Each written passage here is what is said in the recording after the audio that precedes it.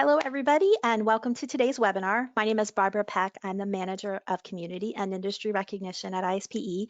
We've opened the broadcast just a few minutes early to help everyone get connected a little easier. We won't actually get started till about 11:01, just so that everyone has time to dial in. While we're waiting, I do want to just cover some frequently asked questions and just some couple of housekeeping items that we typically get questions for. One thing I would like to note is that if you're having any sound or connection issues, that might be because of extra broadband that we're using. So I would suggest that you check your control panel for the phone dial-in if there's a local number available in your area. We don't have numbers for everywhere in the world, but we do have quite a few listed, so you might check that out. You can find that in the control panel if you just click audio. So you would just change from computer to phone audio and then just dial in using that number. It's not required. If you're not having any sound problems or audio issues, feel free to keep using the computer audio. But this sometimes helps if you're sort of having some breakups in the sounds. I would like to mention, if you are dialing in using the phone, that you use the audio pen. That audio pen connects your web presence to your phone because we do have a limited number of participants, and we want to make sure everyone who wants to join is able to get into the webinar today. Also, if you have the opportunity to use a wired internet connection, that sometimes helps a little bit as well. Now, a few questions that we always get is, will you get a copy of the recording and the PDF? Yes, we will. We will make sure to send that out to you within 24 hours. And in that email, you'll also get your attendance certificate for coming onto the session today. Another item is we'll be using the polling feature as part of our presentation. So please make sure to click the answers if you can, just so we can get some feedback for our speaker today. So with that, we'll just be starting in about 2 minutes. So everyone, sit back, enjoy, and definitely let us know your questions in the question box too. So you might want to open that up and just type in your question. Okay. And then for anyone who's joining us, I'll just repeat that about the audio. So if you are finding you're having some problems hearing some of the speaker or getting breaking up in some of the audio, I would suggest that you dial in using the phone option, and you can find that under audio. You would just click off of computer audio and onto phone audio, but make sure that you're entering the audio pin to connect your web presence to your phone. That might help a little bit if the speakers are breaking up. Also, the tried and true IT effort is, if it's not working, you might want to turn it off and turn it back on. So just leave the session and then come back into the session. That sometimes helps too, as every IT person will tell you. So with that, I think we're going to get started here in just a minute.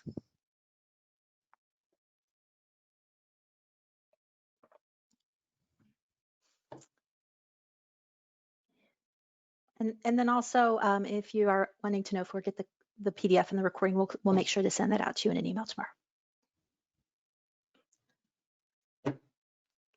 All right, we have hit the 11:01, which is our time to start. So welcome everyone. Thank you for joining us for today's webinar, a session titled Operational Controls to Mitigate the SARS CoV-2 Challenge to the Virus Control Framework in Industrial GMP Manufacturing Facilities. If you've not been on a webinar with us before, my name is Barbara Peck. I'm the Manager of Community and Industry Recognition at ISPE. Before we jump into our topic and introduce our speaker, just to let you know that today's session will be about an hour, hour and 15 minutes. We've left a little extra time at the end to address some of your questions. So make sure that you're submitting your questions in that question panel on your control panel. Once the session ends, we will be processing that recording and making sure to get that out to you, as well as the PDF and the certificate for attendance tomorrow. So just keep your eye out for your email to receive that.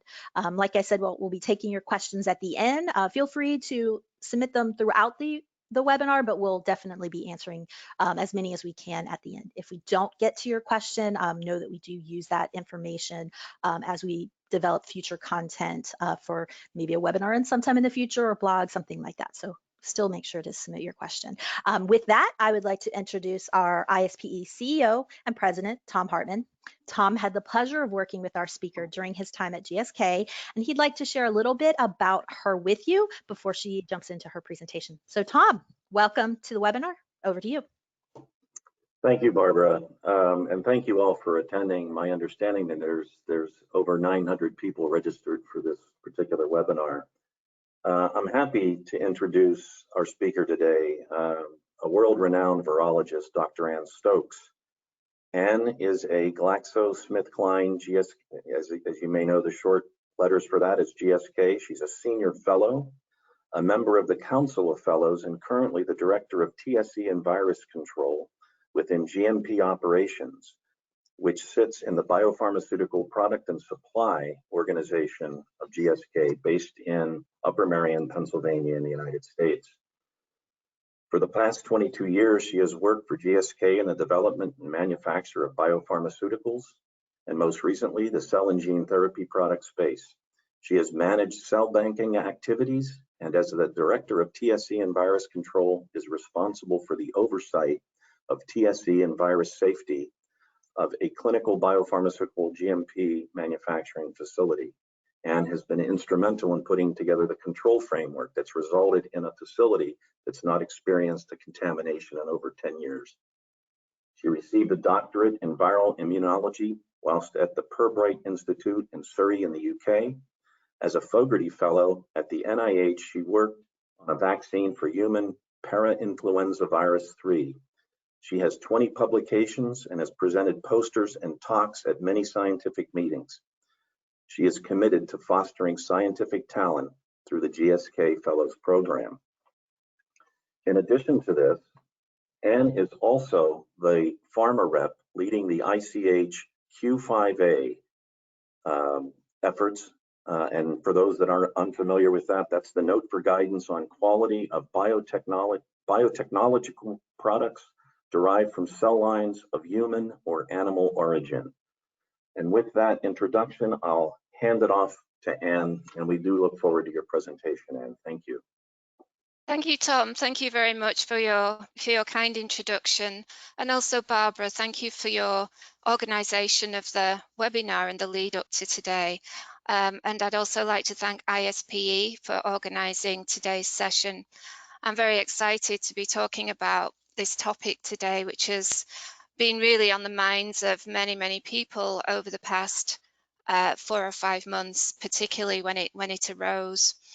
So it emerged very quickly in the first quarter of this year, and manufacturing sites had to really react very swiftly. We knew it was coming, we didn't know when. We knew it would be in our area, and the question was, will our control framework protect and mitigate against a virus contamination of this nature within our manufacturing facilities? We had to gather expertise and experts in all areas to deal with the crisis. And we really learned as we went along. There's a lot of information has emerged out there in the literature on this virus over time, but it hadn't been around very long, so there was not very much known about it. And we've had to use that information really to help us in our mitigations of the risk to our facility. There's been epidemics in the past, but nothing of this size and scale. And so it really, really challenged everything that we do. It's a circulating silent spread. We knew it was going to hit, but we didn't know what the size of it or the magnitude of it was going to be. So the secret was to have a plan in place to deal with it. And with it, it presented a significant risk and many unknowns to our control framework. So the challenge comes to the business continuity of our organisation and how we were going to maintain that. So it's really led to us and the rest of industry assessing our virus control framework and a lot of the challenges that it's presented. So the questions that we asked ourselves were, is the virus control framework in our manufacturing facility adequate to protect our products from SARS CoV-2 during manufacturing? And is the supply chain robust enough to keep us in manufacturing? And does this event raise the virus risks to a greater level than it currently is for manufacturers? And then the big question about what about our operators? How are we going to make sure that our workforce remains safe and able to complete their duties within the manufacturing facility? Because we're trying to get products to patients, the patients are waiting, and we really needed to keep the trains running and to keep things going in this climate, which provided a lot of challenges to us. I'm just going to move to the next slide. So this, by way of an introduction, I'm going to talk about the SARS CoV-2 characteristics and the virus control framework. I'll provide a background to coronaviruses because this is extremely important when we're dealing with viruses. There's a whole spectrum of viruses out there, from the picornaviruses, pico meaning small, around 20 nanometers in size, to the much larger pox viruses, which are obviously easier to deal with because they're larger, they've got lipid envelopes. So the whole spectrum of viruses, whether they've got RNA genomes, DNA genomes, etc., is really key information to manufacturers to enable us to deal with any risk that this might present. Tom already mentioned the ICH Q5A three-pronged approach to virus safety in industrial manufacturing facilities. And I'm going to talk about that, but I'm also going to talk about the holistic approach to managing virus risk within a facility. So we have the guardrails of ICH Q5A. Layered over that is the more holistic risk that we have in terms of our equipment, manufacturing processes, utilities. All of that is really key when we're trying to evaluate the risk of a virus contamination. So just at a high level, ICH Q5A has this three-pronged approach, which is first of all about the sourcing and the testing of raw and starting materials. So when this emerged, we reached out to vendors to make sure that the supply chain was robust, and there were certain countries, etc., that these materials were received from. Are they available? Are we going to be able to continue manufacturing? And that was a hugely significant effort to keep the supply chain going on our raw materials. A lot of our raw materials a lot of companies have removed animal-derived components from raw materials, which sufficiently mitigates the virus risk from the use of those materials in manufacturing facilities. And also, when we talk about starting materials, we're thinking about cell banks. I'm going to go into more detail about cell bank risk, but we know that those cell banks are around for the lifetime of the product and require effective characterization and testing. And the third arm of the ICH three-pronged approach the second arm is around the in-process virus testing. So we take samples during scale-up and manufacture of our biofarms, and we check that those products or those intermediates don't have a virus contamination. And finally, we move on to virus clearance validation, where we check our manufacturing processes for their capability to clear virus. Again, prior to phase 1 clinical studies, we need to check our virus clearance capabilities of those processes. We use a model virus such as a murine leukemia virus, which reflects the endogenous retrovirus that's present in the cell line, and then a much more significant challenge, which is a parvovirus, which during over time, this has emerged as a real challenge to the manufacturing industry. It replicates very well in CHO cells and is always a risk, so rodent control comes into this, just to make sure that our control framework is working as far as a potential virus contamination event may occur. When we get to commercialization, a couple more viruses are included in the virus clearance. The viruses all have different physicochemical characteristics, each challenging the downstream process to make sure that we have a level of control in there. So how does SARS-CoV-2 fit into this virus clearance paradigm?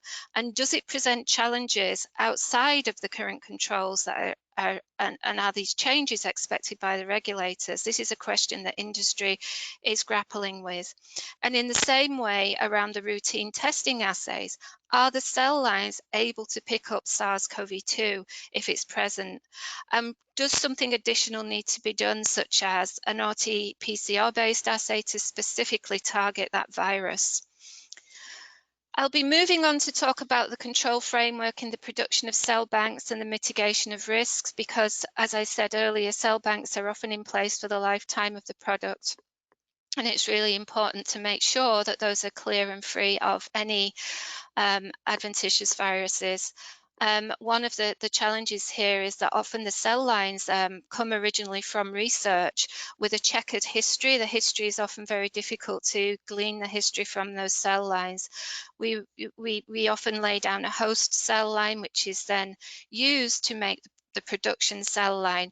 And during that time, it's often a non-GMP activity. So again, there's a measure of control that needs to be put in place, and I'll talk more about those cell banks. Regarding a typical manufacturing facility, history tells us that the risk of a virus contamination is low, but the impact is extremely high.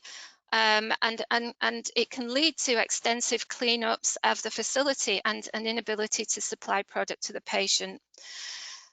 There's been little information in the published on facility contamination until recently, when a paper by Paul Barone et al., representing an industry consortium, in addition to the Massachusetts Institute of Technology and Nature Biotechnology in April 2020, really summarized a lot of those events that manufacturers had seen in their facilities.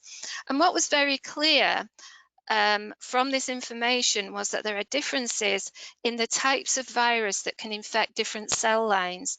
So, for example, the CHO, which 67% of the events were in CHO, this particular cell line got infected by viruses such as epizootic hemorrhagic disease virus, blue tongue virus, mice minute virus, which are really thought to be derived from materials that went into the manufacturing campaign.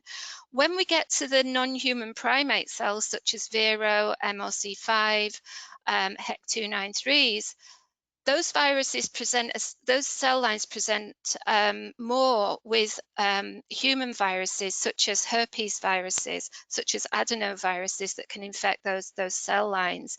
So there is a species barrier that occurs here. We have a lot of information on what viruses have been shown to infect CHO cells. CHOs are the workhorse of a lot of manufacturers.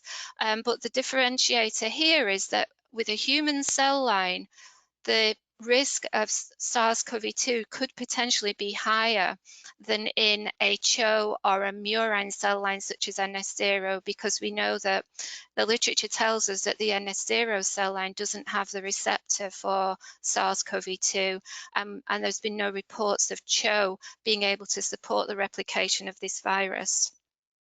So these are really important points when performing a risk assessment. Another thing is the detection of a virus in a manufacturing facility. It's very easy to detect microbial contamination in a fermenter.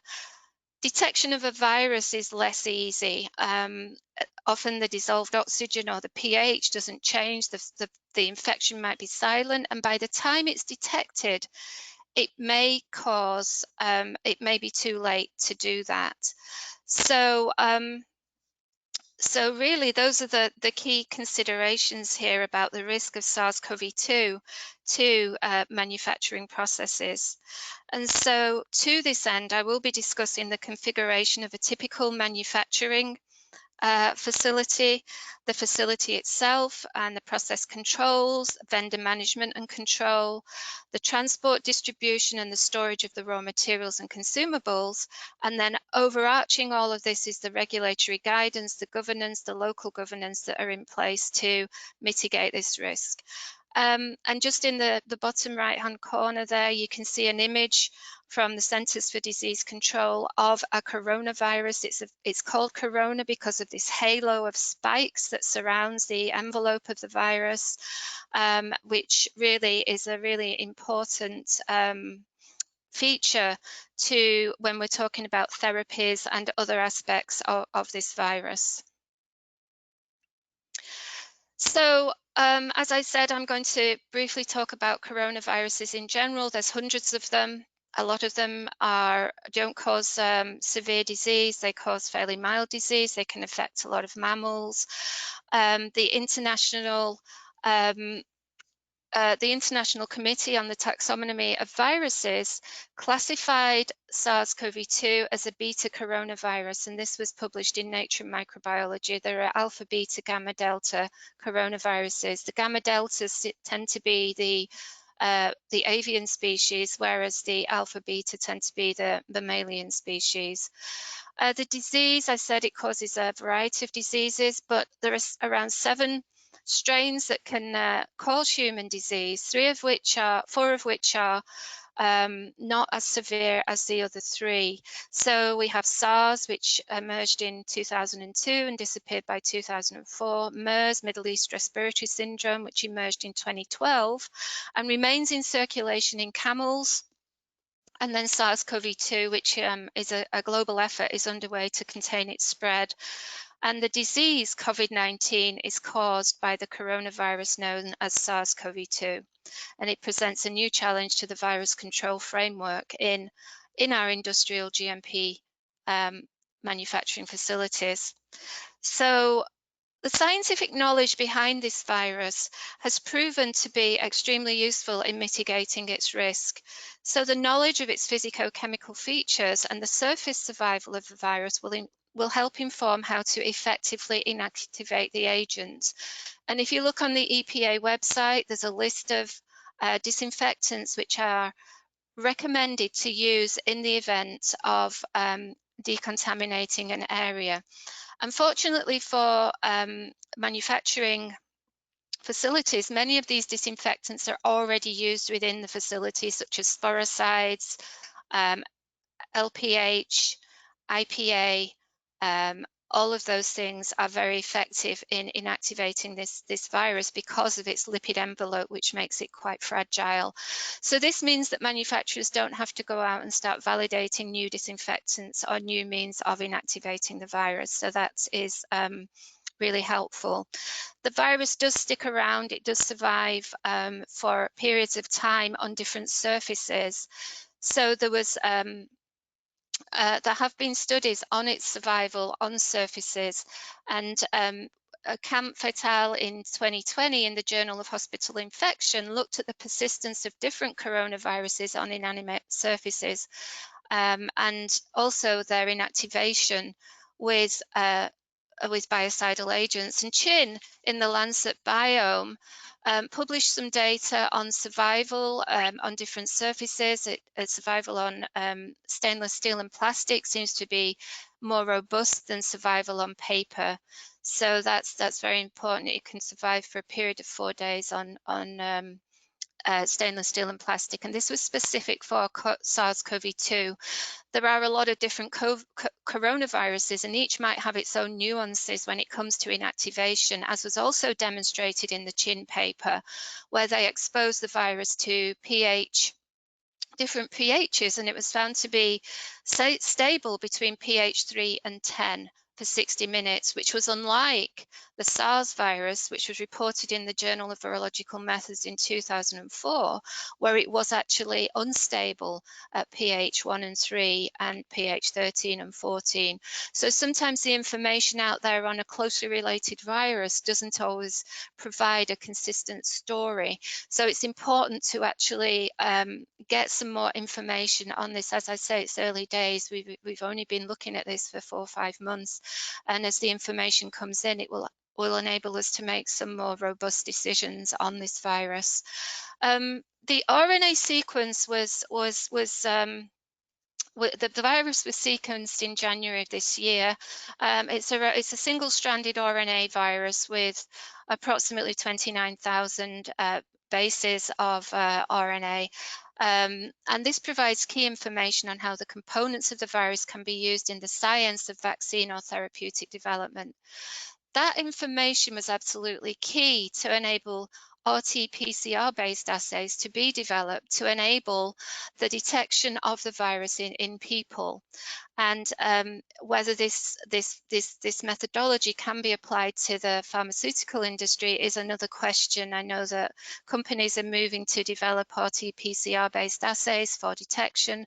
Whether those need to be implemented or not is another question that needs to be answered. Those are at an early stage.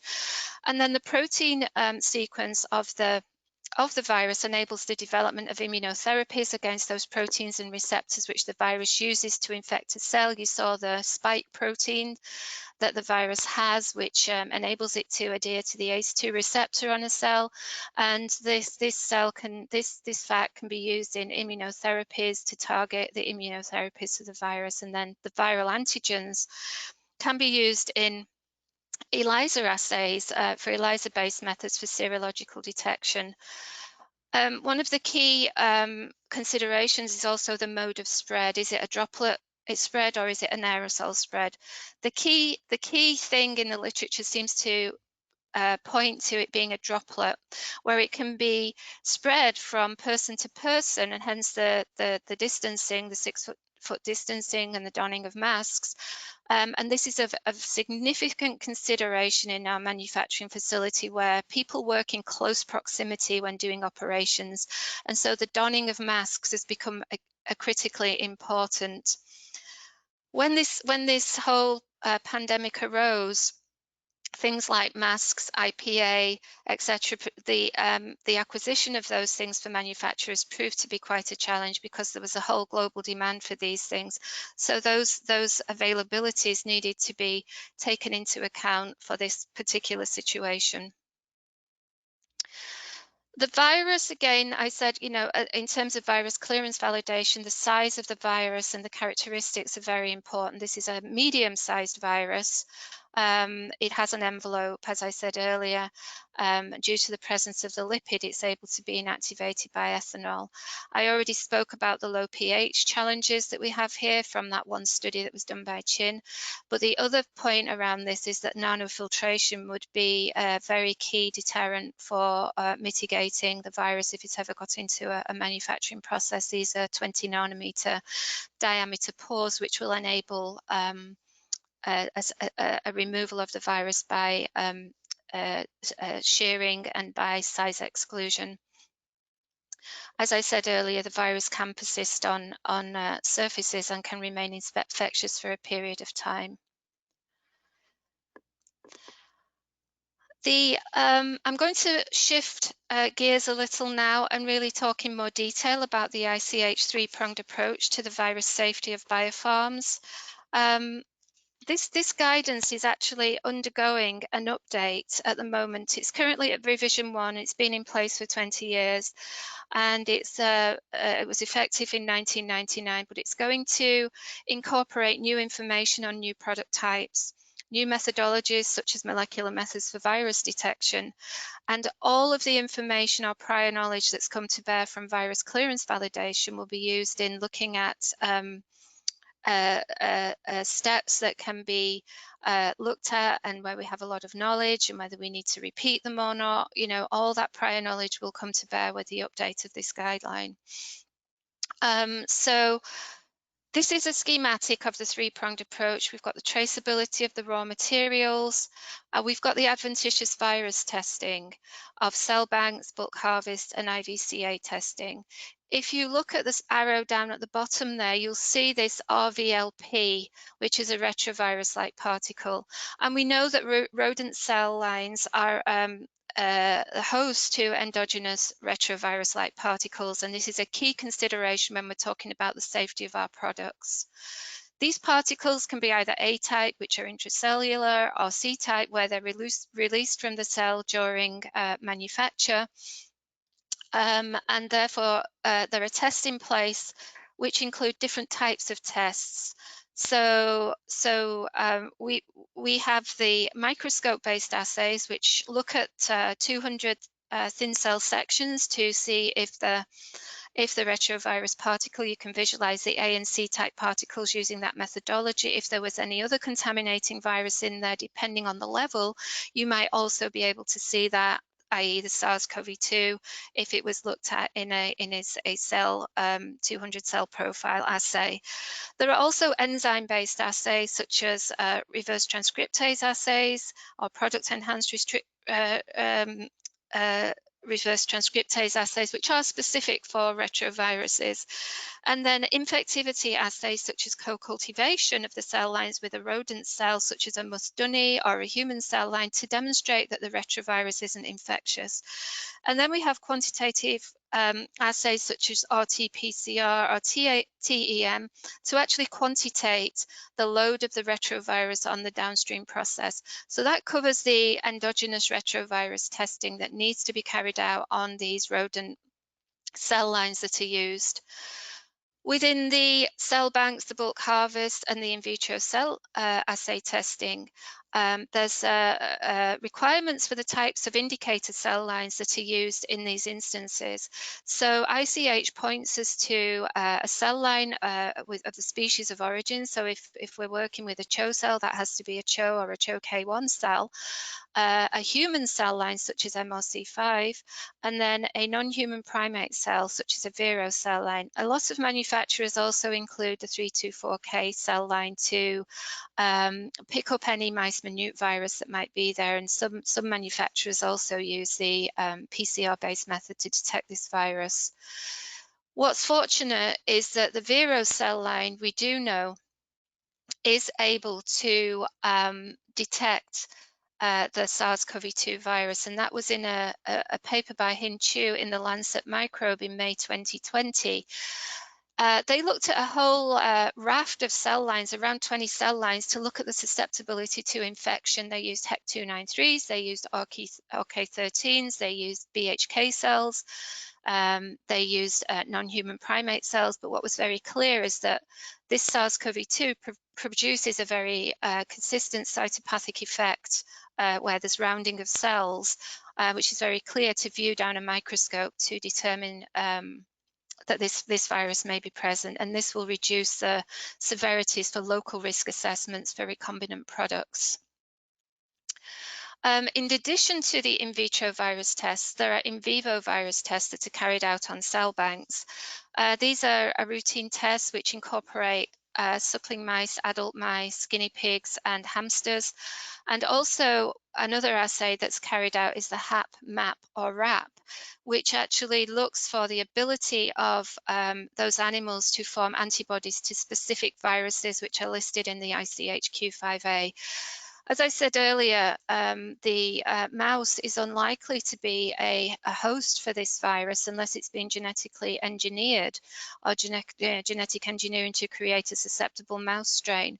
But we do have information on the golden hamster being susceptible to infection by SARS-CoV-2, and that's a paper by Sin-Fun Xia in Nature from March 2020, who looked at the pathogenesis and transmission of this virus to golden hamsters.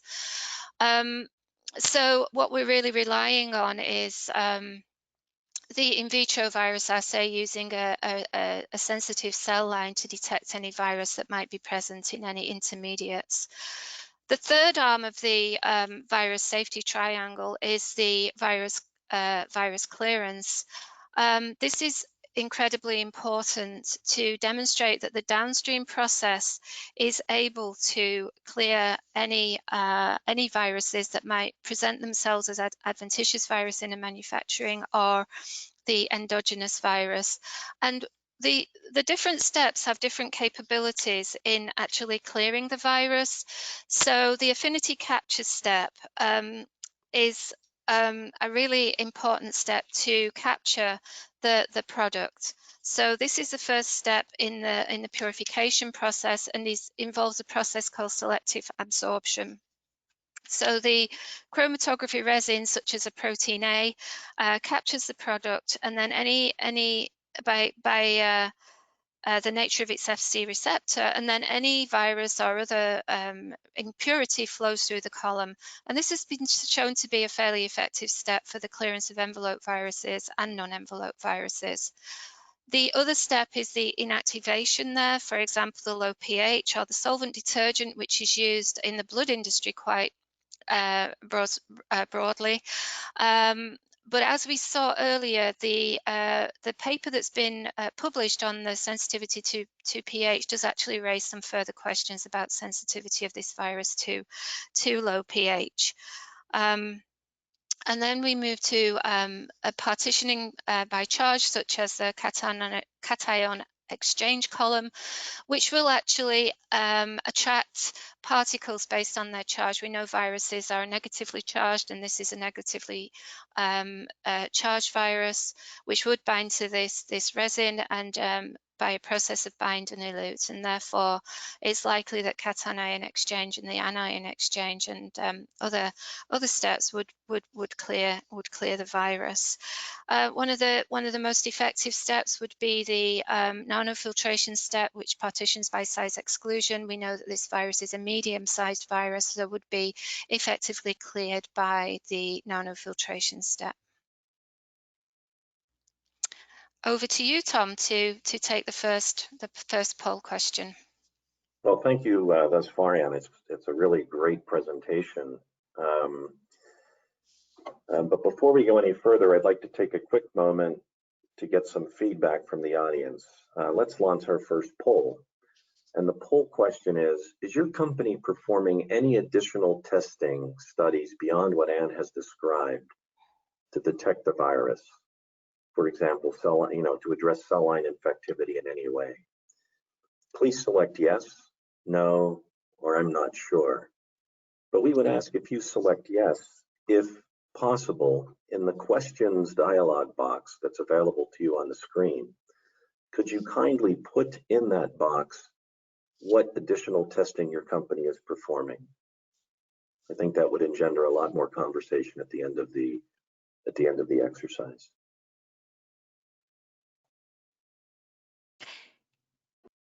Thank you, Tom.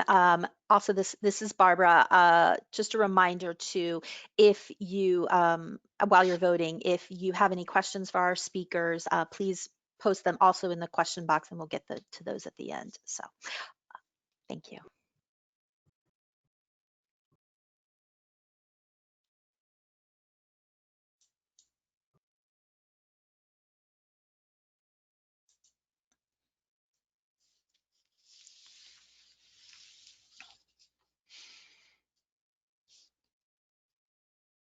And Tom and Ann, it looks like our results are up, and the majority are no, or they're not sure. I don't know if you have any comments about that. Well, I think it's a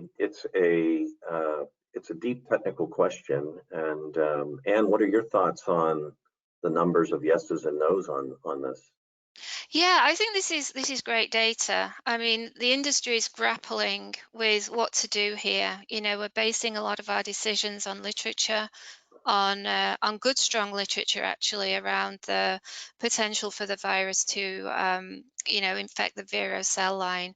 So I can understand why there are a lot of no answers there. The yes answers, I'm really really keen to learn what sorts of studies people are doing, and if people felt comfortable, it would be nice to see examples of what's being done in the Q&A part of the session. So yeah, it's really good feedback. Thank you very much, everybody. So Anne, it looks like we've gotten through our first poll. Thank you all for responding. Why don't we go ahead and continue with the presentation? Thank you, Tom. Thanks very much, and thanks, Barbara, for hosting the poll there as well. I really just wanted to go back to the previous point on the virus clearance validation and whether industry would at some point perform clearance studies with this particular virus. That's still under discussion, I think. Due to the special handling requirements, which would be required to perform any studies, there's special labs that are needed. And that, we can use effective surrogates such as parainfluenza 3, which is a very similar virus in structure with the spikes, the hemagglutinin neuraminidase spikes that protrude from the virus.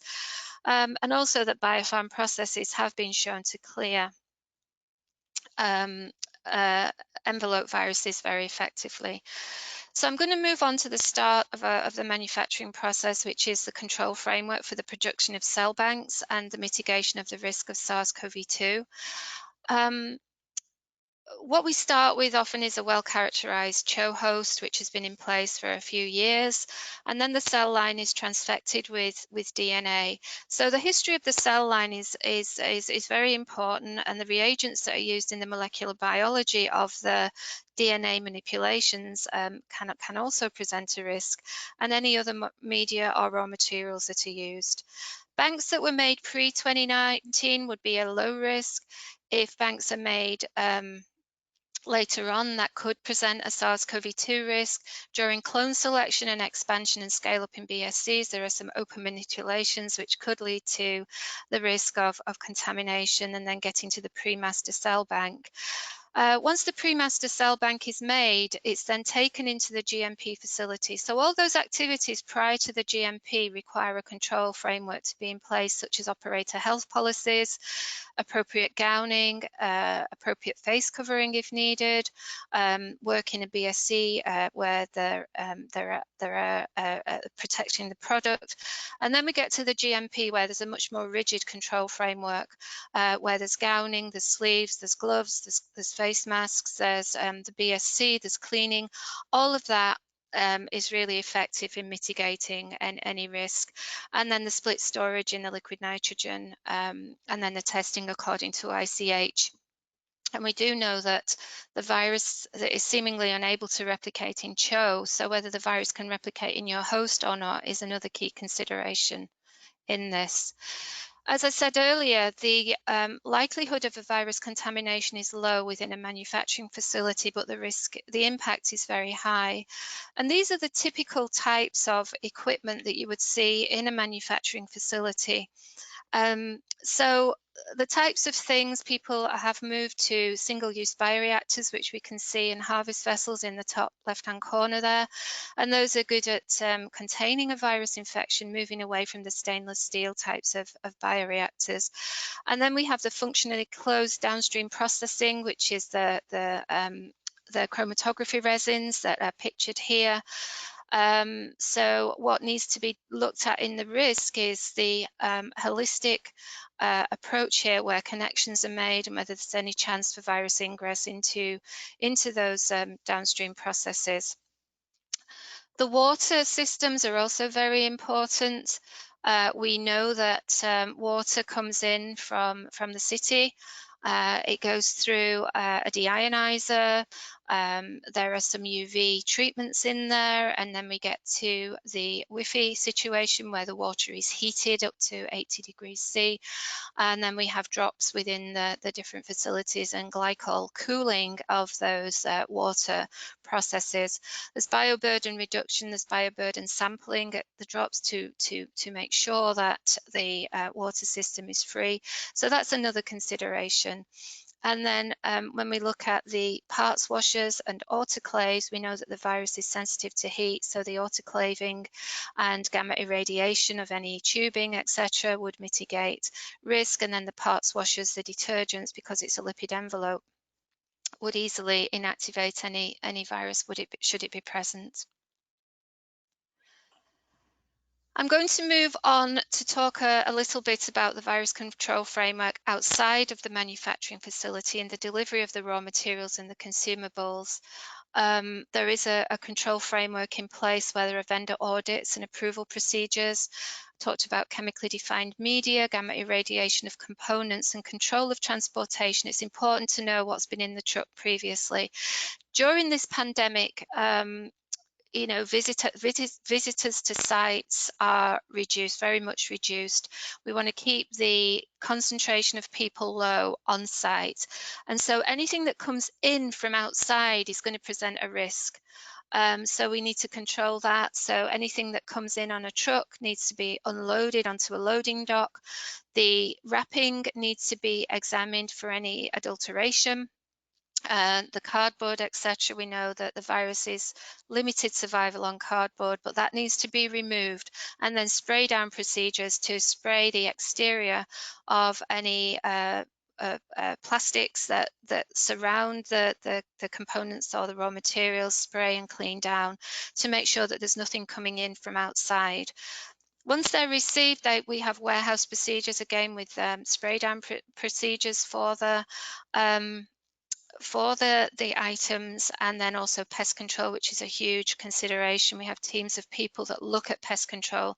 This is really important from a continuity of supply. We know that the mice minute virus can infect CHO cells and can cause infections of fermenters. So pest control is critically important, as is insect control. There is you know, the shock of seeing an insect within a manufacturing facility. Where did it come from? What's the impact? Was it close to an open process?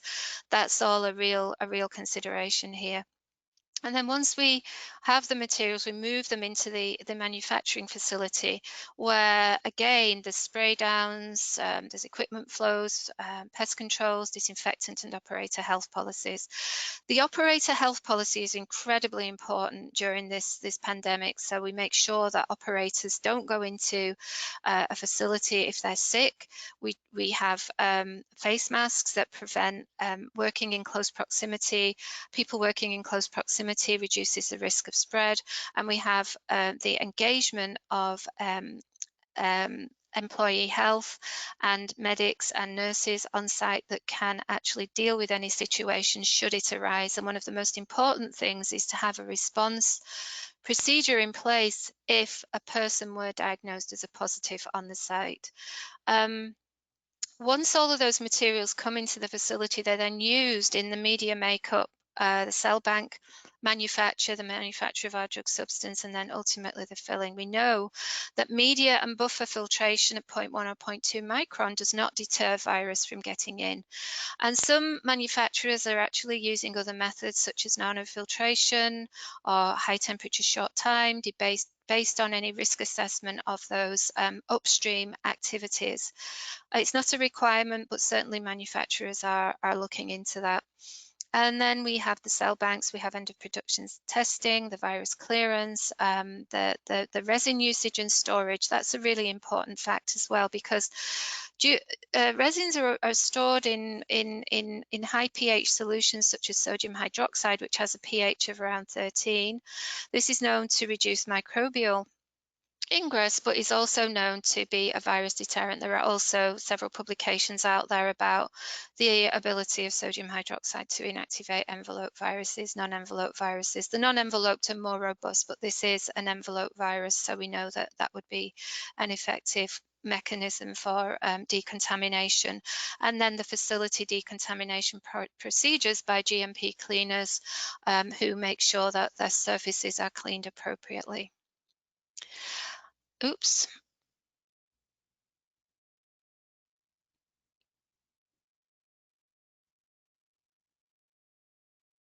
Sorry about that. I misstepped on the computer. So this is the whole issue of facility risk assessment. You know, we talk about ICH Q5A, which has the three-pronged approach, but overlying that is the whole facility risk assessment. Let's have a look at these items of equipment. Let's look at our HVAC systems. Let's look at our water systems. Let's look at our biokill systems. All of that is really key in mitigating virus risk. And it can be shown schematically on the left-hand side here, where we define the virus control framework with stakeholders. We do an FMEA. I've done several FMEAs over the years to look at the facility in a holistic manner. And we define that via FMEAs and risk management systems to put any actions that are needed into risk registers and get those completed. So we measure the current state, and then we analyze by performing a gap analysis and risk assessment. So we look at our current state. This is what we did at the beginning of the year. What's our current state? What are our mitigating factors? Does this virus present more of a challenge? Are our disinfectants effective? Are our cleaning procedures okay? Does our virus clearance process, is it going to be able to clear this virus? And then we analyze by performing this gap analysis and risk assessment. And then there's the improvements that's needed. We're constantly monitoring any improvements and managing actions to completion, and then control by performing reviews and then checking the currency, and let's seek input from the broader industry. It's absolutely vital that industry comes together on this and lets people know what they're actually doing to mitigate any risk. And on the right hand side, when documenting a facility risk assessment, the headings that I have here are engineering controls and facility design, people gowning and material flow on approved diagrams, people regularly sanitizing their hands, personnel gowned in clean scrubs with hairnet and beard cover, surgical masks, etc. And then, as I said, you know, the risk here is for people visiting sites, such as contractors who are supervised at all times. And then the process and product controls, which are the functionally closed processing, single-use equipment, the disinfectant, and then the materials all being wiped down before they enter the facility.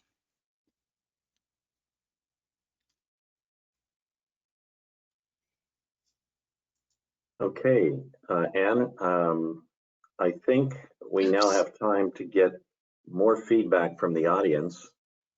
Let's take a moment for our next poll.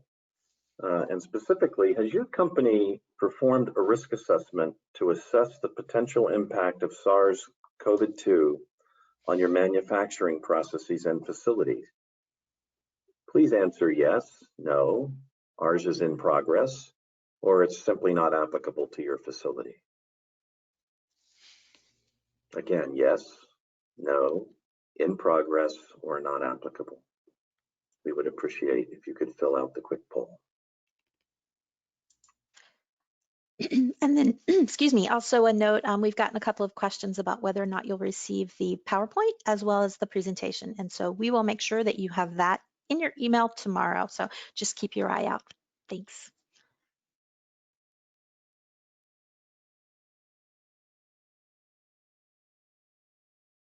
Do we have poll results? Yes, it appears that quite a few folks are performing their risk assessments, and a number are in progress. In fact, some 50% are either performing or in progress. So it looks like the industry is taking this very seriously and addressing this appropriately. And I have to say that the last slide was very comprehensive, Anne, and thank you for sharing that. Thank you, Tom. It's the roadmap for such a risk assessment. Thank you. I think we should probably move on.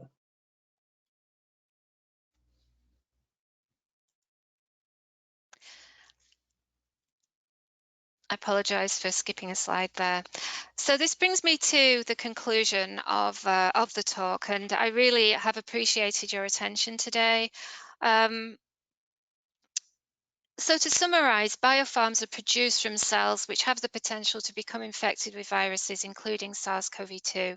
And it's clear that virus risk assessments need to be in place and the risk managed holistically. And we really need to ensure patient safety, facility and personnel safety in line with ICH Q5A and Q5D by a combination of virus detection. We heard how the Vero cell line can pick up virus, that we have qPCR assays that are able to detect virus. So we're in a good shape in terms of testing. We know that the virus doesn't seem to infect CHO cells, rodent cells, but it's less clear for the human-derived cell lines, so the risk may be higher in that instance. Virus clearance relies on orthogonal virus clearance and known robustness mechanisms of action. for detergent and virus filtration steps for this large envelope virus. And disinfection, we're very clear which disinfectants will or won't inactivate SARS-CoV-2. As with other respiratory-borne viruses, open cell culture support, does present a risk. And then in general, we have tiered controls for illness management, raw materials and component sourcing, gowning and hygiene practices for clean room controls. And these are as standard contamination control measures. We have closed systems for cell culture and the use of virucidal disinfectants. I believe that companies are in broad alignment with the layers of product protection that we have and the controls required and already in place. And companies are business as usual with the consistent and regional infection control measures that are in place at this time. So thank you very much for your attention, and I'll hand over again to you, Tom. Sorry. Thank you, Anne. That was an excellent presentation. I really appreciate your time and energy and your subject matter expertise on this most critical topic in the industry. This is our third poll question, and the question is: based on what you've heard today, are the control measures in your facility appropriate to meet the SARS-CoV-2 challenge, or has anything additional been done? And the answers are: controls were efficient, controls not sufficient, and further actions taken or simply not applicable.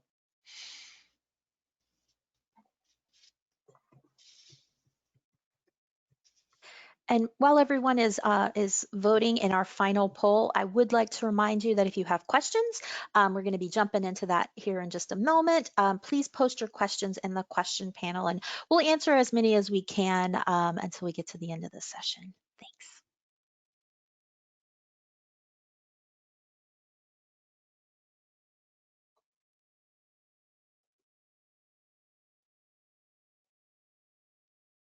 So let's see how things are being populated here. 30% of the crowd indicates that their controls are sufficient or were sufficient, and some 34% indicating that controls are not sufficient and further action is needed. Again, between those two, it's obvious that the industry is taking this very seriously, because 64% of the audience either have appropriate controls in place, or it appears that they would likely undertake additional actions to improve that control framework. So thank you for that, audience. Really appreciate that. Barbara, is this the time we move to additional questions? It is, Tom. And I would also like to thank Anne. That was a really interesting presentation. I feel like I learned a lot about this topic, but we would like to get some questions and from the audience and have Anne answer the ones that she can. So hopefully we get to as many of them as possible, but I will pass it over. Tom, you're going to be looking at the questions and helping Anne get those out, right? So yes. Go for and it. there's a couple of interesting questions that have already been populated. And I think this one is a very interesting one, and I'll read it. You may have already mentioned this, but I may have missed it. Since HEK 293 are used frequently in manufacturing, are HEK 293 susceptible to SARS-CoV-2? Yes, the publication that I referred to, which was by Hin Chu in the Lancet Microbe in May 2020, where they had a whole host of mammalian cells that they used, a whole range of species, and they subjected them to the SARS and also to the SARS-CoV-2. And what they showed there was that Vera was by far the most the most effective host, if you like, for this virus. But the HEK 293 also demonstrated infectivity with SARS-CoV-2. So it's in that recent publication. It's at a lesser level of replication, but it does appear to replicate in those cells. Yes, it's a human cell line. This is a human virus. So it was less infective for other viruses such as BHK, baby hamster kidney cells, and other cell lines. But the human and the non-human primate cells, it seems to be susceptible. I think it was susceptible in porcine cells as well. So there were a broad spectrum there of cells, yes. Okay, thank you for that, Anne. Another question. Do you think that manufacturers should be thinking about introducing RT-PCR testing for SARS-CoV-2 for master cell bank and working cell banks, or in process testing as routine? I think that's a really good question, Tom. We know that RT-PCR has been used for virus diagnosis since the start of this, and we know that external suppliers are developing these types of assays for testing from for biosafety perspective. I think again we need to use a risk-based approach before we move into RT-PCR testing of our products. You know, the assay needs to be robust. We need to determine that. Could the assay be used prior to progressing materials downstream, as is done a lot for the mice minute virus? So that could be a situation. But we also know that the Vero cells will quite nicely pick this virus up, and there may not be a requirement for the RT-PCR. So it needs to be on a risk-based approach for each individual. And I think that more information will emerge as time progresses on what individual companies are doing for this. It's a good question. Okay. There's a follow-up question to that one. Can you specifically talk about what the acronym RT-PCR testing is? Right, so RT-PCR is reverse transcriptase PCR. So there are different types of, it's a polymerase chain reaction methodology. So way back in the, I'm trying to think back when I first started using this. So this was way back in the 80s. It was seen that the Taq polymerase is a heat-resistant enzyme that could actually copy strands of DNA under the right conditions by cycling. This virus is an RNA virus. So the RNA, first of all, has to be converted to DNA, a DNA copy of the RNA.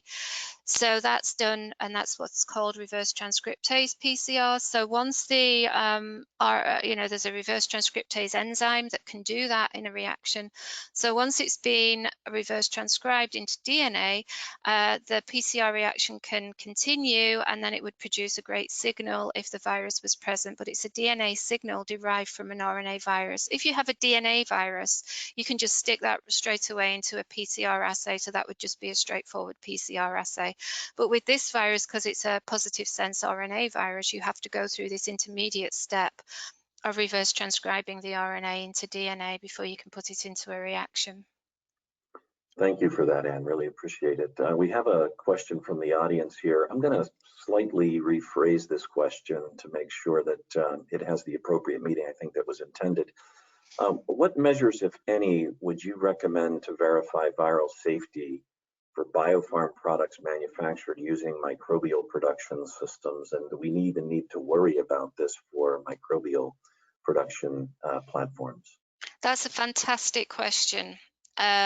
We do know that there are certain viruses which are called bacteriophages that are able to infect microbial products. They're a different shape to the mammalian viruses. They tend to have fibers projecting from a spiral kind of fiber and a nucleic capsid head. So they're very different than mammalian viruses. And they need that to be able to penetrate the very tough exterior of a bacterial cell. In microbial production, intermediates are checked for the presence of bacteriophage. You can use induced or non-induced assays where you expose them to a UV light or a chemical that will induce the formation of bacteria cells, bacteriophage. And some cells are actually host to a silent bacteriophage, which will only appear on induction. It's the lambda DE3 bacteriophage.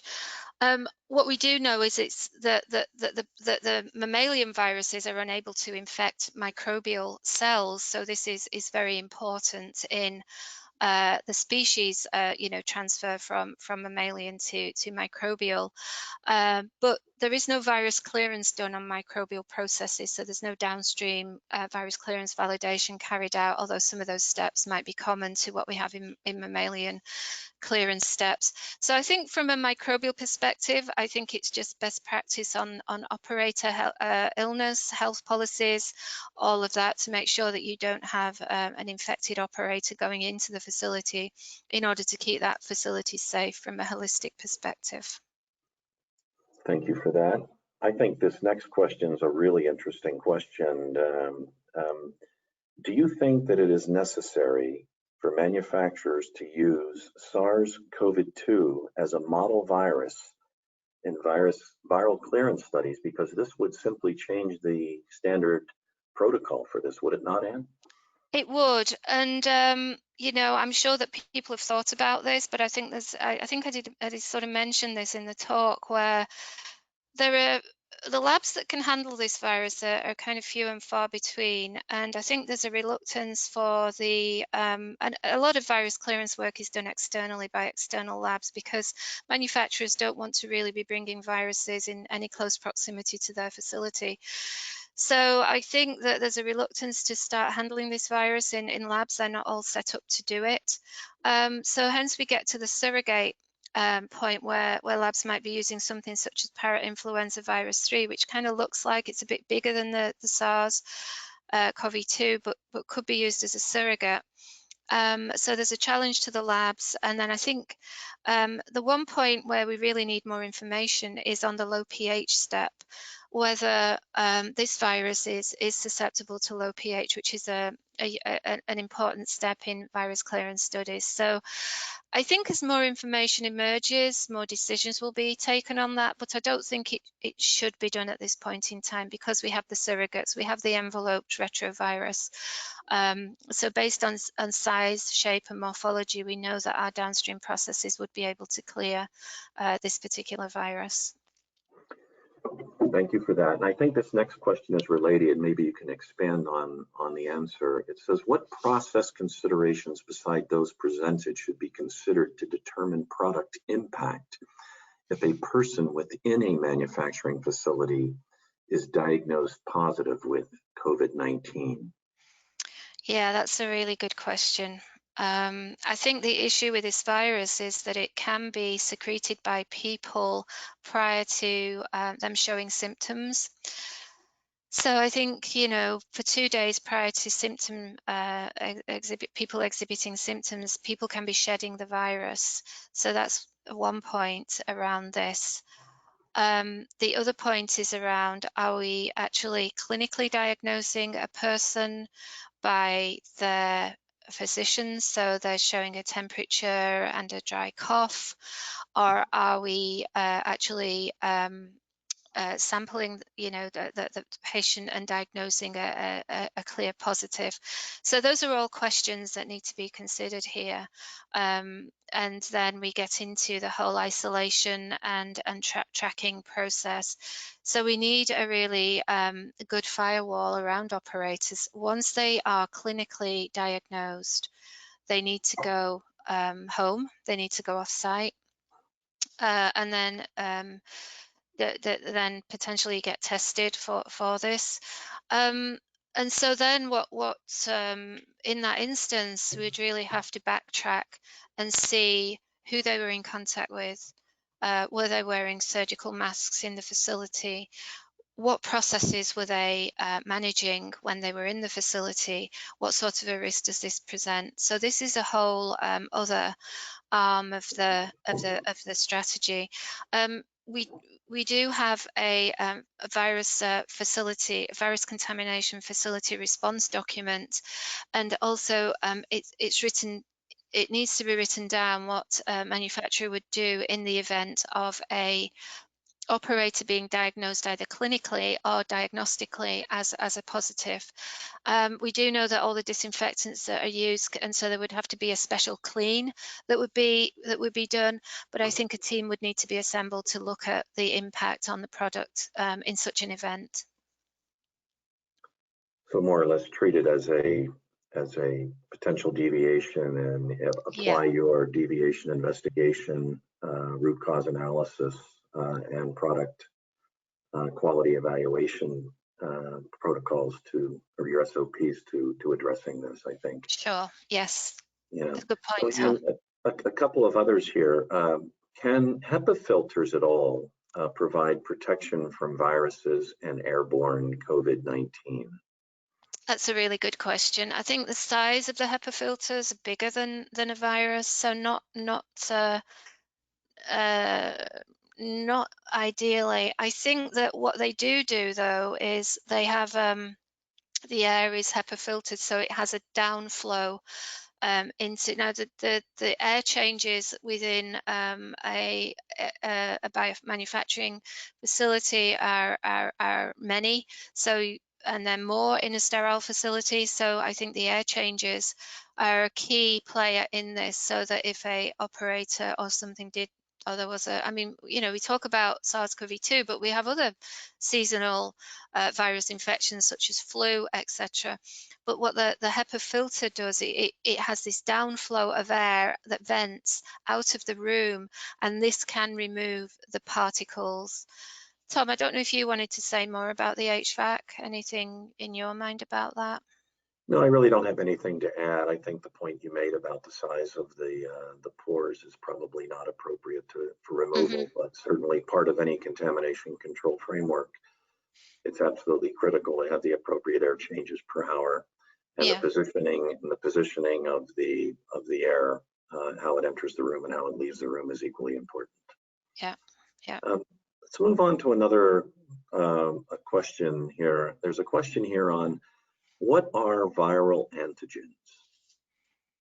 That's a good question. It's a very good question. So if you think of a virus, you know, there's a whole virome out there. There's many thousands of different types of virus, and they're all different shapes, sizes, constructions, from the very simple to the very complex.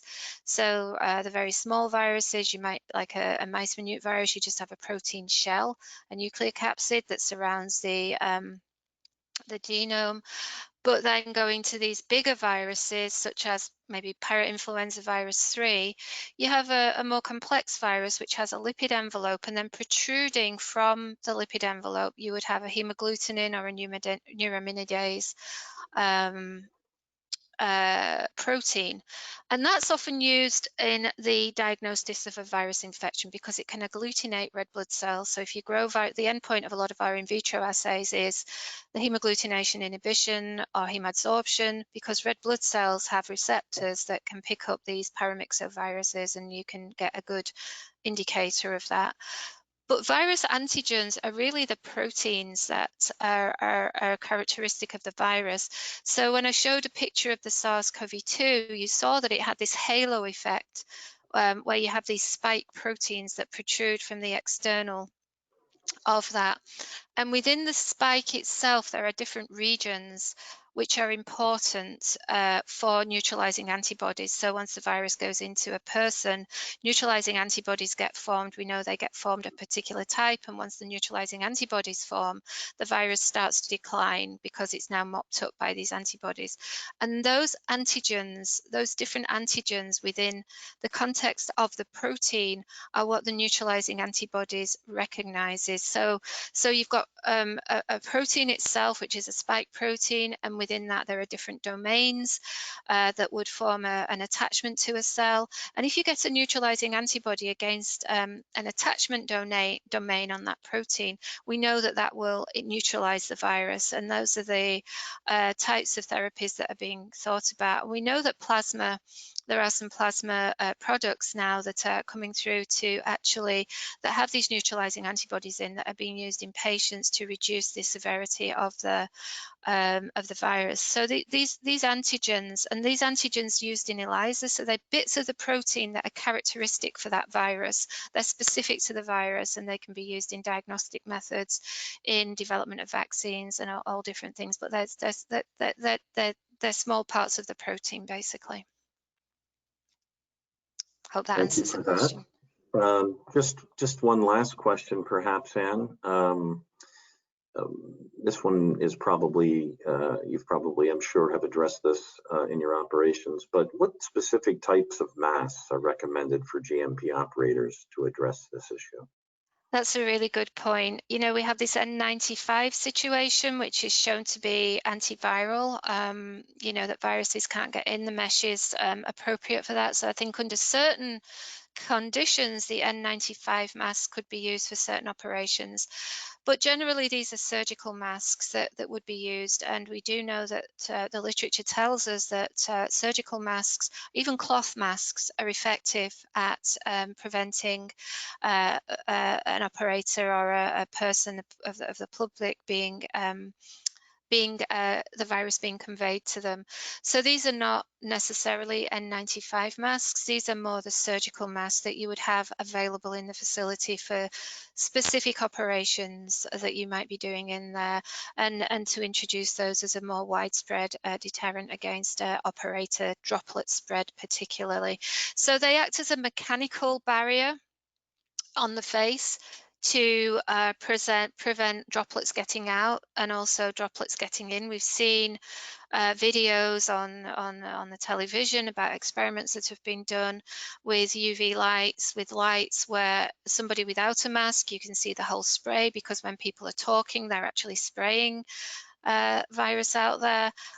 When you put a mask on, you can see that that's very much reduced. So it's not essential to have the N95 masks, but I think the surgical masks go a long way to preventing the person-to-person spread of the virus. Thank you, Anne. I think we're pretty much at time. I'll turn it back over to our organizers. Thank you, Thank you Tom. so much, Anne. Thank you very much. Thank you for the questions. Round of applause. Thank you. Thank you. And I'd like to echo Tom's statement that yes, round of applause. That was a really great presentation. We Thank really you. do appreciate you taking the time to come on today and present, and also to Tom for introducing Anne to us so that we could have you join us today. And Tom, you did a great job moderating. It was your first time, so kudos. Great job. You know, as we wrap up this session, I would like to remind you that you'll receive the recording and the presentation PDF tomorrow. With that link, you'll have access to the recording for 30 days. After 30 days, all ISPE members will be able to view this session, as well as all of the other great webinars that we have in our video library.